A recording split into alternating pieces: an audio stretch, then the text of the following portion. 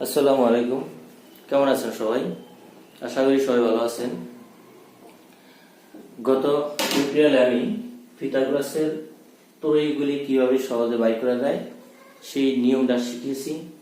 জানি না কতটুকু আপনাদের উপকার হয়েছে। আজকে আমরা পিথাগোরাসের ত্রয়ী দিয়ে কিভাবে ত্রিকোণমিতিক অনুপাত নির্ণয় করা যায় খুব সহজে, যেমন আমাদের এসএসসি পরীক্ষা, দাখিল পরীক্ষা এবং বিভিন্ন চাকরি নিয়োগ পরীক্ষায় ত্রিকোণ অনুপাতের একটা অবজেক্টিভ প্রশ্ন আসে অথবা দুইটাও থাকে অনেক সময়। এই ত্রিকোণ অনুপাত গুলি যদি আমরা যে পিথাগোরাসের সূত্র দিয়ে বাইর করতে হয় তাহলে কিন্তু অনেক সময় লাগে।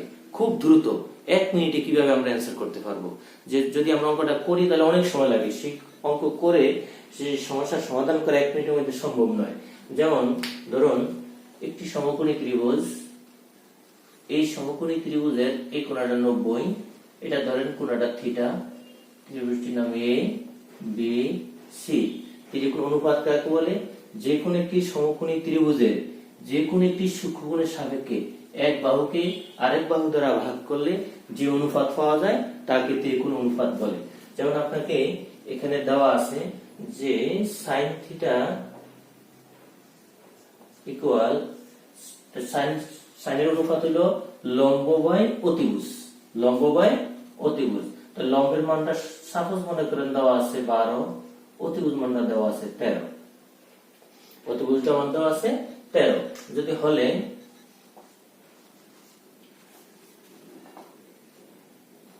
যেমন cos থিটা ইকুয়াল কত, এই ধরনের অবজেক্টিভ পরীক্ষার সময় অনেক সময় থাকে। তো এই অবজেক্টগুলি কি আমরা সহজে বাইর করতে পারি? যদি আমরা এটা অঙ্কের মাধ্যমে করি তাহলে কিন্তু অনেক সময় যাবে। যেমন এখানে আমরা সাইন থিটার কার অনুপাত, লম্ব বাই অতিভুজ অনুপাত। তো লম্বের মান ধরতে হবে 12, অতিভুজের মান ধরতে হবে 13। ধরার পর আমরা এটা পিথাগোরাসের সূত্র আমরা করতে হবে। পিথাগোরাস সূত্র কি? অতিভুজ স্কয়ার অর্থাৎ a square equal ab square plus bc square. এরকম সূত্র লেখার পরে এখান থেকে আমরা ভূমির মানটা বাইর করতে হবে। তাহলে ac এর মান হলো 13 স্কয়ার, ab এর মান হলো 12 স্কয়ার প্লাস bc স্কয়ার। করার পরে তারপর 13 স্কয়ার করলে 169, 12 স্কয়ার করলে 144 প্লাস bc স্কয়ার। এটা প্লাস এর মাইনাস 170 থেকে 144 বিয়োগ করলে আমাদের থাকবে b স্কয়ার ইকুয়াল টু 25। তারপর আমরা সুতরাং স্কয়ার বাদ যাবে কি দ্বারা? রুট দ্বারা। তাহলে bc ইকুয়াল টু হবে রুট 25, 25 রুট করলে 5। তো আমরা bc মান পাইলাম কত? 5। তো আমরা cos থিটার সূত্র কি? ভূমি বাই অতিভুজ। cos থিটার সূত্র কি? ভূমি বাই অতিভুজ। তাহলে আমরা লিখলাম cos এর ভূমি, তাই ভূমির মান পাইলাম কত? 5, অতিভুজ মান 13। তাহলে এইভাবে যদি আমরা করি অনেক সময় অবজেক্টিভ ভাবে কখনো সম্ভব না। তো এই অবজেক্টটা আমরা সহজে মুখে মুখে আমরা কিভাবে করতে পারি অঙ্কটা না করে। যেমন ধরুন সাইন থিটা হলো লম্ব বাই অতিভুজ, তো লম্বের মান কত? 12, অতিভুজ মান 13। এখন আমরা যে পিথাগোরাসের সিকোয়েন্সটা পড়ছি, তো এই 12 এর সাথে 13 এটা তো কিন্তু এক বেশি, তো এটা একটা সিকোয়েন্সের মধ্যে পড়ে। কারণ 12 থেকে 13 কত বেশি? অতিভুজ যদি যে কোনো একটা সংখ্যা থেকে এক বেশি থাকে তাহলে মনে করবে সেটা একটা বিজোড় সংখ্যা, পিথাগোরাসের সিকোয়েন্স। তাহলে আমরা প্রথম বিজোড় সংখ্যা কত? 3। পিথাগোরাসের সূত্র কিন্তু 1 দিয়ে শুরু হবে না, বিজোড় 3 দিয়ে শুরু। প্রথম বিজোড় 3, যদি 3 হয় পরের সংখ্যাটা হবে 3 কে 3 তার এক বেশি 4, পরেরটা হবে 5। তাহলে এটা সিকোয়েন্স ফার্স্ট এর নাই, এই সিকোয়েন্সে পড়ে না।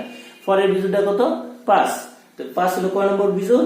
2 নম্বর। 2 নম্বর বিজোড় হলে 5 দুগুণে 10, তার সাথে 2 যোগ 12, তার সাথে 1 যোগ 13, তাহলে 12 আর 13 চলে আসে। তাহলে বাকি মান হলো 5।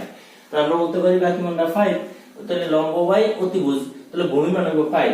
তো cos থিটা হলো ভূমি বাই অতিভুজ, ভূমি হলো 5 আর এখানে অতিভুজ 13। তাহলে আমরা বলতে পারি cos থিটা মান হলো 5/13। এটি আমরা অবজেক্টটা খুব দ্রুত আমরা বাই করতে পারি। এবার আমরা খুব সহজে আরো অবজেক্টিভ বাই করতে পারি। যেমন একটা পিথাগোরাসের সিকোয়েন্স যদি এরকম দেওয়া থাকে, tan থিটা, tan থিটার মান সাপোজ মনে করেন দেওয়া আছে কত? একটা পিথাগোরাসের যেমন 3, 4 তাহলে কত? 5। এটা একটা পিথাগোরাসের সিকোয়েন্স 3, 4, 5। এখন এই 3 এ যদি ডাবল লই 6, 4 এর ডাবল লই 8, 5 এর ডাবল লই 10, এইটা সিকোয়েন্স। অর্থাৎ 3, 4 এর সংখ্যাগুলি গুণিত সংখ্যাগুলো পিথাগোরাসের সিকোয়েন্স। এখন সাপোজ মনে করেন একটা পিথাগোরাসের tan থিটার মান দেওয়া আছে আপনার 10, 10 এর লম্ব বাই ভূমি অর্থাৎ 6/8। তো 6/8 তো এটা অথবা একটা গুণিতক করা যায়, 3 দুগুণে 6, 4 দুগুণে 8, 3, 4। তাহলে tan থিটার মান যদি 3, 4 হয় তাহলে যদি আপনাকে বলে যে cos থিটার মান কত? cos থিটা কত? তাহলে cos থিটা হলো ভূমি বাই অতিভুজ। তাহলে এখানে 3 সাইড হলো পিথাগোরাসের প্রথম সিরিজ 3 সাইড, পরের সংখ্যাটা কত 5, তাহলে অতিভুজ হবে 5। তাহলে cos হলো ভূমি বাই অতিভুজ, আর 10 লম্ব বাই ভূমি, তাহলে ভূমিটা কত 4, তাহলে cos হলো ভূমি বাই অতিভুজ, 4 বাই অতিভুজ হলো 5। এভাবে আমরা পিথাগোরাস সিকোয়েন্স দিয়ে আমরা এই অনুপাতগুলি খুব সহজে বাই করতে পারি।